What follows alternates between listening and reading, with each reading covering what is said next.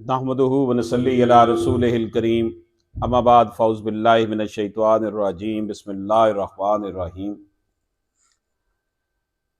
नबी पाक सल्लल्लाहु अलैहि वसल्लम का इरशाद अली शान है।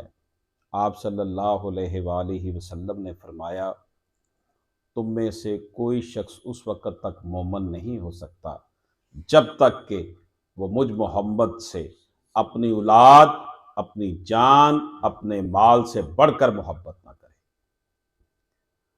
गोया कि हमारे ईमान की कसौटी जो है वो नबी पाक सल्लल्लाहु अलैहि वसल्लम से मोहब्बत है। और नबी पाक सल्लल्लाहु अलैहि वसल्लम के हवाले से जब हम बात करते हैं तो फिर अहले बैत की बात भी होती है। अल्लाह पाक ने कुरान मजीद में वाज़े तौर पर फरमा दिया कि नबी सल्लल्लाहु अलैहि वसल्लम, तुम इन्हें बताओ कि तुमने इनको जो दीन का रास्ता दिखाया है, तुम इनके लिए जो तकालीफ बर्दाश्त करते हो, तुम उनसे कोई उजरत नहीं ले रहे, लेकिन इनका ये फर्ज है मोमिनीन का कि वो तुम्हारे कराबतदारों से मोहब्बत करें। मतलब ये है, पूछा गया सहाबा इकराम ने, या रसूलुल्लाह सल्लल्लाहु अलैहि वसल्लम, आपके कौन से कराबतदार हैं जिनसे मोहब्बत की जाए? आप सल्लल्लाहु अलैहि वसल्लम ने फरमाया, फातिमा, अली, हसन और हुसैन।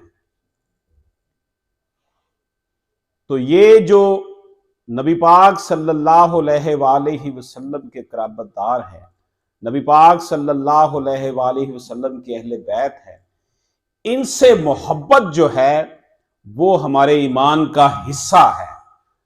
जो हजरत इमाम हसन, हजरत इमाम हुसैन रजी अल्लाह ताला से जो है बुग़्ज़ रखता है, उसका ईमान हरगिज़ मुकम्मल नहीं हो सकता। जैसा कि मैंने आगाज में अर्ज किया कि नबी पाक सल्लल्लाहु अलैहि वसल्लम का ये फरमान अली शान कि तुम में से कोई शख्स उस वक्त तक मोमन नहीं हो सकता कि जब तक मैं मोहम्मद, तुम्हारी औलाद, दुनिया में इंसान को दुनियावी लिहाज से देखा जाए तो अपनी औलाद से बहुत मोहब्बत होती है और फिर माल से बड़ी मोहब्बत होती है।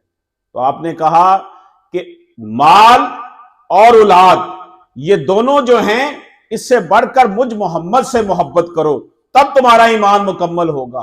तो नबी पाक सल्लल्लाहु अलैहि वसल्लम से मोहब्बत का मतलब यह है कि आप सल्लल्लाहु अलैहि वसल्लम ने जिस तरीके से हमें हुक्म दिया है कि हमने जो आपके बताए हुए रास्ते पर चलना है, उस रास्ते पर जब हम चलेंगे तो गोया कि हम नबी पाक सल्लल्लाहु अलैहि वसल्लम की बात को मान रहे हैं और आपसे मोहब्बत कर रहे हैं।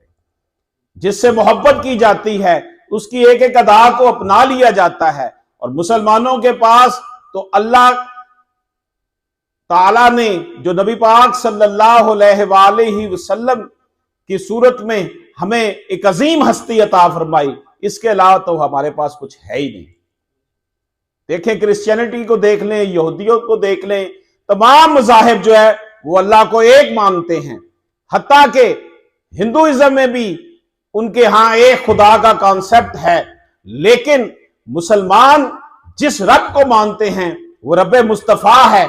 और जिस अंदाज में अल्लाह को मानने का हक है, उसकी तौहीद को मानने का हक है, ये वो हक है जो कि हमें नबी पाक सल्लल्लाहु अलैहि वसल्लम ने जिससे रोशनास करवाया। गोया के अल्लाह को मानने का मतलब नबी पाक सल्लल्लाहु अलैहि वसल्लम को मानना है।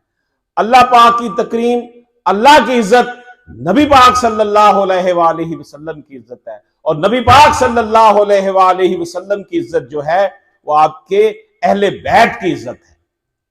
इसलिए अगर कोई ये समझता है कि जनाब अहले बैत से मोहब्बत के बगैर, नबी पाक सल्लल्लाहु अलैहि वसल्लम से मोहब्बत के बगैर वो खुद को जो है वो अल्लाह के यहां मकबूल कर लेगा, तो ये उसकी भूल है। इस हवाले से बेशुमार अहादीस है जिसमें वाज़े तौर पर फरमा दिया गया कि नबी पाक सल्लल्लाहु अलैहि वसल्लम ने फरमाया कि हुसैन मुझसे है, मैं हुसैन से हूं। यानी कि आप ये देखें कि हजरत इमाम अली मकाम आप पर सवारी कर रहे हैं, तो एक शख्स ने देखकर कहा कि वाह कैसी सवारी है। तो आपने कहा तुम सवारी की बात करते हो, तुमने ये नहीं देखा कि सवार कैसा है।